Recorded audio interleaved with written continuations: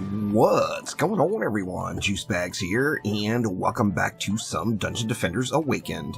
Now, as we are in the midst of the grind in Massacre Survival, one question that constantly comes up, and one thing that is definitely needed, is massive amounts of gold. Upgrading is extremely expensive. Just to upgrade a high-quality Massacre Survival pet, you're looking at upwards of 14 billion gold, so it's gonna take a lot of gold to get your stuff all squared away. Now, one of the best maps, or easiest maps I should say, in Act 3 is without a doubt the Royal Gardens. The Royal Gardens is super smooth to run. There's several really good builds posted on the DDA Planner, and this is actually one of them from the IC. I will put a link down in the description below to the build that they posted up.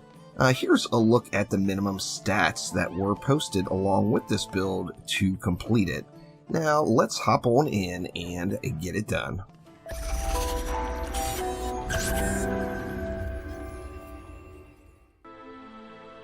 And here we go into the Royal Gardens. Now, I normally start off on a Huntress, and one main reason really, and that is this center area. It's nice to have a little guide here, and you can use your poison gas trap right there as a little guide for lining up your other defenses. So we're going to want to go gas traps all the way around. Gas, of course, is just a beauty as far as crowd control goes. Now, any poison immune sirens that roll in, of course, are going to have something to say about your gas. There is just no doubt about it. We've got all our gas traps in now. Let's go ahead and switch on over to an Aura Monk.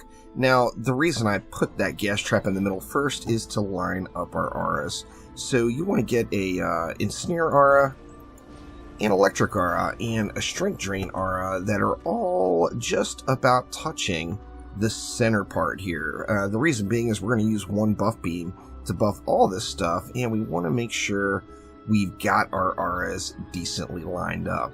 Now, of course, we want to switch over to the Strength Drain Aura and go as close as we can get to the other aura stack.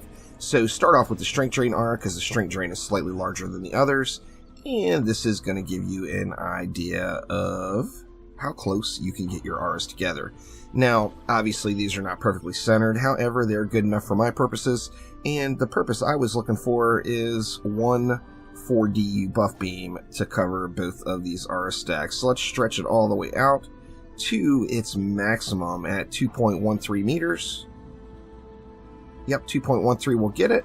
And then we can quickly look and see that all of our auras got buffed, except it looks like I missed the Ensnare over on this side. So let's go just a little touch further over. Now, if you do miss the Ensnare, it's not the end of the world. Laziness has actually had me just go ahead and run it with the Ensnare missed several times over. And now it looks like I'm missing the one over on this side. So I don't have my auras quite perfect there. You would want to try to get all 6 auras in. I'm going to take the extreme lazy mode, as I'm just not going to lose the map over that Ensnare Aura not being in the buff beam. Then we're going to come on up to this far north side. Once again, go with your Strength Drain, get it as close as you can to the other aura stacks, and then plop down your 3 auras right here. Now we're going to be taking advantage of some EV walls. Now the EV walls, of course, the longer you make them, the more health they're going to have. So we're going to make some fatties here. Going to come up right, just directly in the center. Let's say right about there.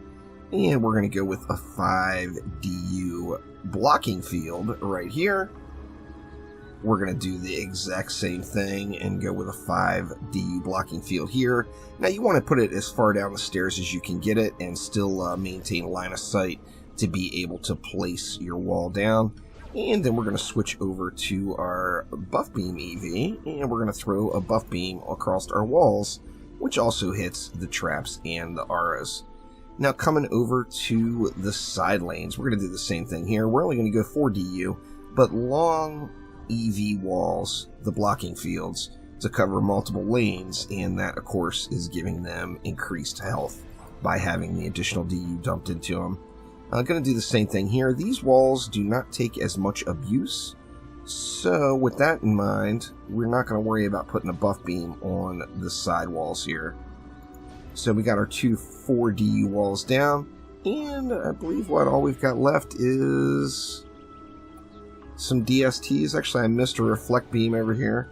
Let's go ahead and get that in. I'm going to put a 1 DU reflect beam just right in front of the crystal here. This one's actually optional. I've done it and forgot to put this down, and have not had any problems with things hitting the core. So it's definitely a good idea to have it, but if you want to put it somewhere else, just put it somewhere else. And now we're going to go with 6 DSTs, pardon me, on this buff beam. So we want to angle the DSTs so that the right side is covering the middle lane, and we're going to put 2 of them angled over this way. Then we're going to take another 2 DSTs. We're going to put 1 straight down towards the back here. We're going to put 1 straight on forward, and just keep an eye as you're building. You do want to make sure all of your DSTs are getting the buff, and it looks like I'm choking pretty hard on these because the back 2 just didn't get the buff, and I screwed up my buff beam. So let's go ahead and get that back down. Let's see if we can maybe snag all of these R's this time. You know, that's another thought. If you don't want to, if you want to go lazier mode, is instead of using that reflect beam up front, you could actually just turn this into a 5 DU buff beam and then not worry about spending any time getting your stuff all on there. See, I still missed that snare again, so I placed my R's just a touch wonky. Now let's see. Let's go ahead and get our DSTs back. Let's get them as close as we can. Are those both getting buffed? This back one's not getting buffed, so I got the front one just a little bit too far forward, or too far back. Let's put it up just a little bit more. It's getting the buff. That will give me some room to put it up a little bit more. And then now they're both getting buffed. So let's go ahead and rinse and repeat and try to get all of these things on our buff beam. You are going to want the DSTs all on your buff beam. If you miss in its snare, it's not going to be the end of the world. If you miss a DST, it might just cause problems. So better to have all your DSTs buffed. They're looking all snazzy now. Everything has got the shiny shinies going. And we've got 4 DU left. How perfect. Let's throw 4 reflect beams directly around these DSTs to give us a little bit of safety versus any ogre snot or any ranged projectiles that come our way. Now, of course, with a build like this, one of the most efficient and chillaxing ways to get it done is without a doubt going to be on a Tower Booster Monk. In this case, with a Speedy Gemstone. So let me make sure I have my Speedy equipped. I do indeed. I do switch gemstones quite often to the various sorts, so Speedy for the win. Now, I'm going to go ahead and throw full upgrades on the buff beams and then 2 upgrades on each of the walls. Now, this is going to leave my auras just a little bit flimsy, so mid-wave, we are going to want to run over and do some aura repairs. However, I wanted to be able to get a few upgrades on all the DSTs. I can't get 2 on all of them, but I got a few of them. Okay, now we've got 3 copter lanes. We've got a copter lane here. We've got a copter lane up top there. We've got another copter lane up top there. Now, with 5 DSTs pointed this way, those copters are handled. Ignore them. If you want to add any assist at all, this is the copter lane to shoot at. Now, of course, copters are a big deal depending on your power level. If you're going in below the stats that are suggested for the build, then by all means, just help more on the copters and your chance of success will still be pretty great. So generally, I just sit here and keep my tower boost up and just spray down that copter lane. And spraying into that copter lane is normally more than enough to get the job done here. The copters can actually fly into the map a good ways down there because the area they're flying over has that little terrain feature down there with the little planter in the middle. If the ogre dies, or if the copter dies and drops the ogre on that planter, it's as good as being off the map because the ogre cannot advance and get off the planter. So just going to sit here and just spray into that copter lane. Ignore the copter lane behind. Now this map, of course, is not the best XP out there, but it's still pretty darn good XP. So if you're leveling heroes, this is a very chill Act 3 map to be able to level them up. With a build similar to this, there's just no reason to get all sweaty. You don't have to run around the map. You don't have to worry about going and focusing down a bunch of mobs. Basically, you're on copter duty, and then after your copter duty ends, you just want to go clean up the ogres, and none of that will require doing anything except just firing into the lanes. Now, the features on this map, is that north? Yes, the north lane is going to have massive amounts of kobolds. However, it's not going to have any nightmare enemies that come out of there. Now, there is a chance of ogre spawn coming out of there, or siren spawns. Same thing on the south lane. You see all the mages over there grouping up. You've got no nightmare enemies that are going to come out of there. However, it is a very mage-heavy lane, so those guys will be healing each other, no doubt about it. You see that ogre died already, but I should be on ogre cleanup duty now. We see there's one more kicking it down below here, just now approaching the walls. And it's GG's for that guy, that's for sure. So from this point, personally, I find the easiest way to get through the rest of the wave is just to assist on these north and south lanes. Like I said, no nightmare enemies, so you don't have to worry about a shark and zerging in and moving your wall or anything like that from over there. However, you are going to have massive mages and massive kobolds. So obviously you want to keep an eye out for them. So the gas trap does do a great job at CCing them up. I just spray into them. You know, no need to run over there other than just spraying. We see, as I mentioned, my auras are taking a big hit. So that's really the only time you need to leave kind of the safety of your reflect beams and DSTs is to just put one round of repairs on your auras here. And that's really about it. So once we get a few upgrades, we will be able to survive the wave. Depending on how much of the Fortify stat you have on your auras, you may have to run around and do repairs in future waves. However, with the stats I have, and with the minimum stat listed, it should really just be your first wave. Until you have, some upgrades in place, of course. That ogre down below I've just been kind of ignoring because he can't go anywhere. He's stuck on top of that planter. And although it might take the DST a minute or two to get around to dishing out the pain to that guy, he's not going anywhere. So there's nothing to really worry about with it. Just about there, 100 mobs left. Of course, we'll get the Zerga spiders here. And then it should be GG's for this particular wave. Now, that's wave 23, of course. This one, as far as all the Act 3 maps goes, this is a really, really smooth wave 23 start. Now, RNG is RNG, of course, and we all know how RNG hates us all. However, I've had really, really good luck with loot on this map. I mean, just good luck, no doubt about it. You see we had some mage issues there with a Skelly getting past and whacking the core there, but nothing major to worry about. Believe it or not, I've done Summit plenty of times, I've done Glitterhelm plenty of times. Every single 400 plus upgrade piece I've found so far has come from this map. So, RNG is doing its thing, obviously. Let's see, let's go ahead and just get our walls repaired, and then we'll pop some upgrades on these auras. So I at least want to get one upgrade on those shrink drains, and then the electric aura, of course, since it's putting in the work. I'm going to go ahead and put 2 upgrades on it. I went on and hit that snare, too. Plenty of mana laying around to be able to get it done.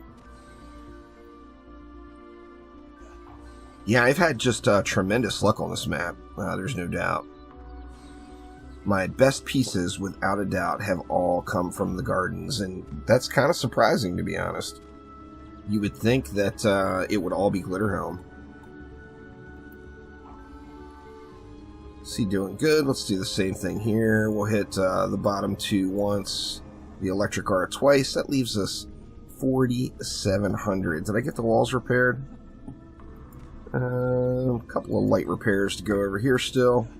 Now, with that 4,700, it's all DST. I mean, they're putting in the work. Let's give them all of the love and get them upgraded. I don't really have a priority. However, since I am shooting into this lane, I would probably say don't worry about upgrading that one until last. However, no real upgrade priority there other than to get your auras a little bit juicier. So, gonna rinse and repeat, spray into the ogre lane, and just let happy things happen here.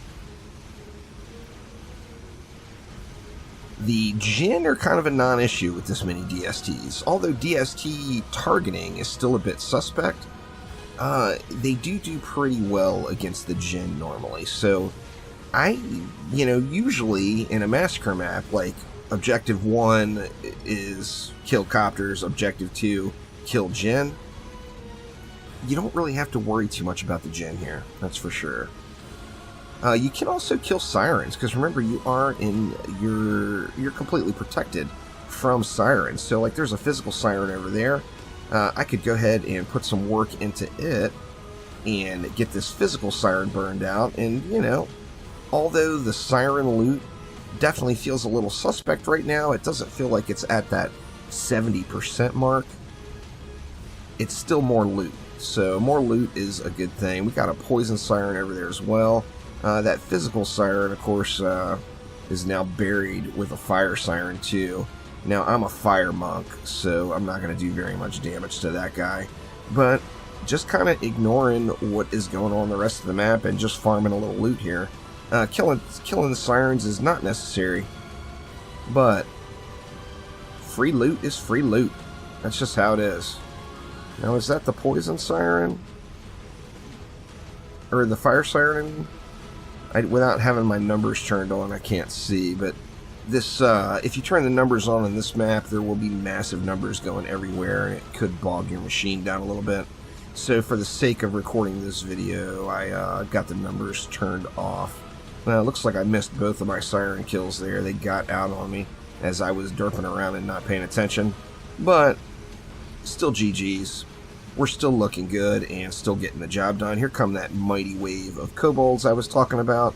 Gonna put a little bit of work into them. The ogres are kind of slow rolling it up, so I'm not really worried too much about the ogres.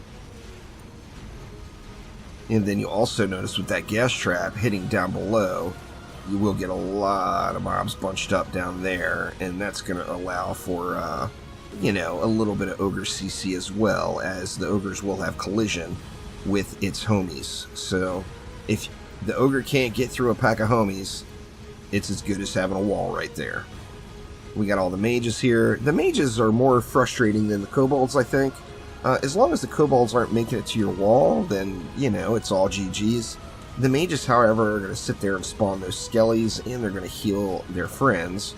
So, never a bad idea to spray down the mage lane. That is for certain. 300 mobs left. We are ticking away and getting the job done. Just need to get the rest of those mages burned out, and then looks like Gobu's from there. No, there's another little bunch of mages rolling on out.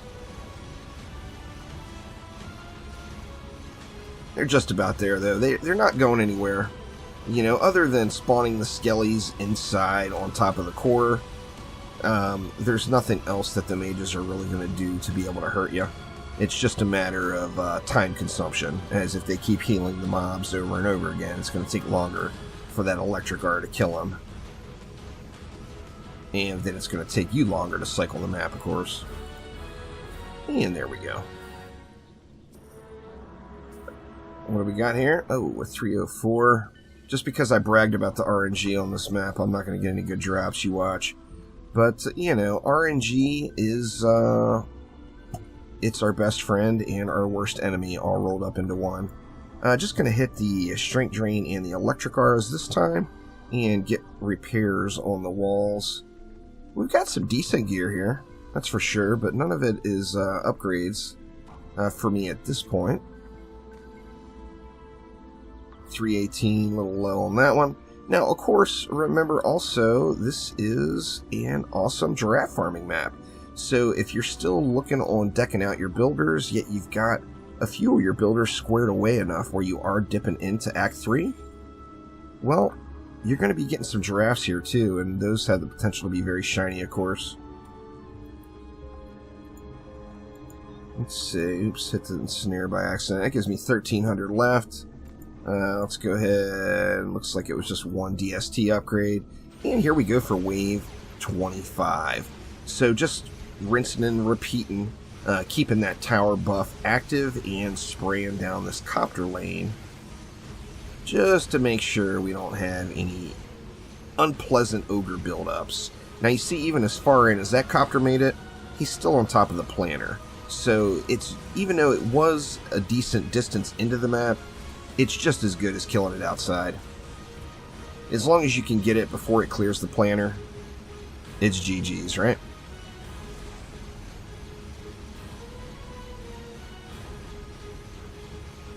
I'm still using a campaign polearm here, so my DPS is a little bit weak compared to where it could be.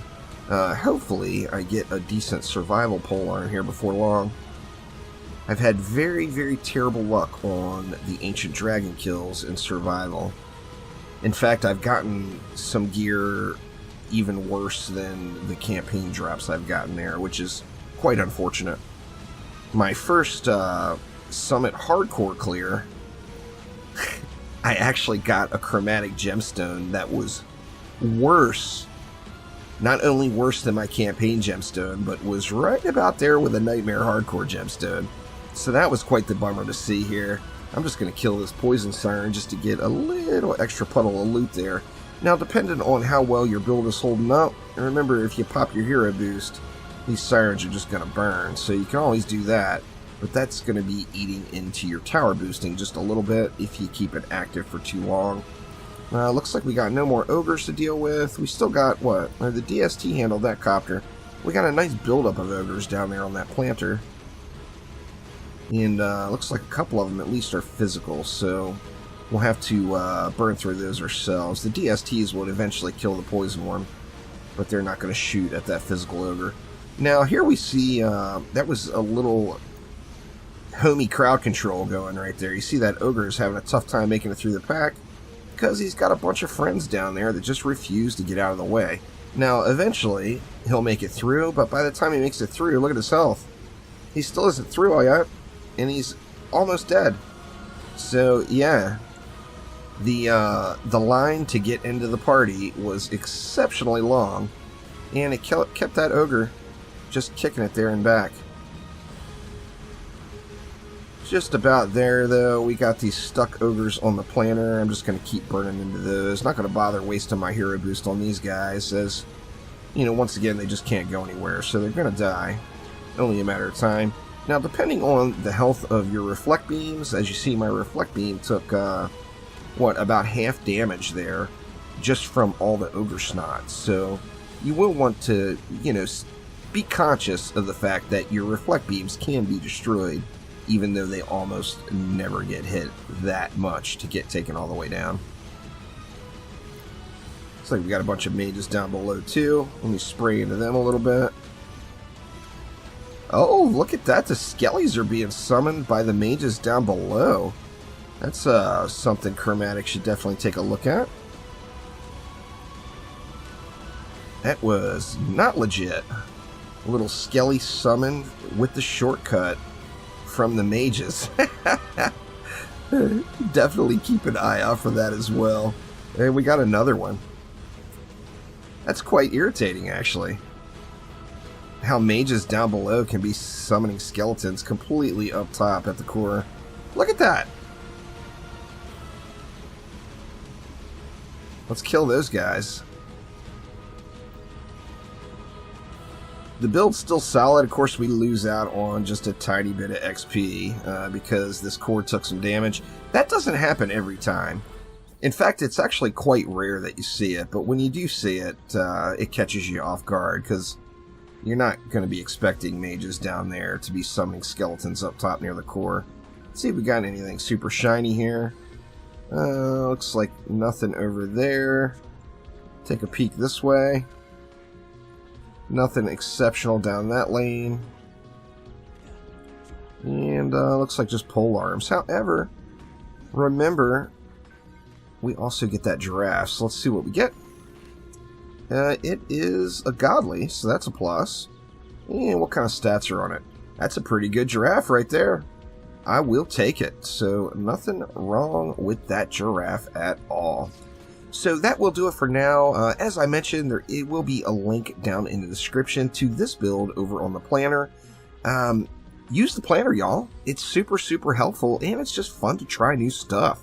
So look through it and see if you see a build that looks cool. You want to try it out, try it out.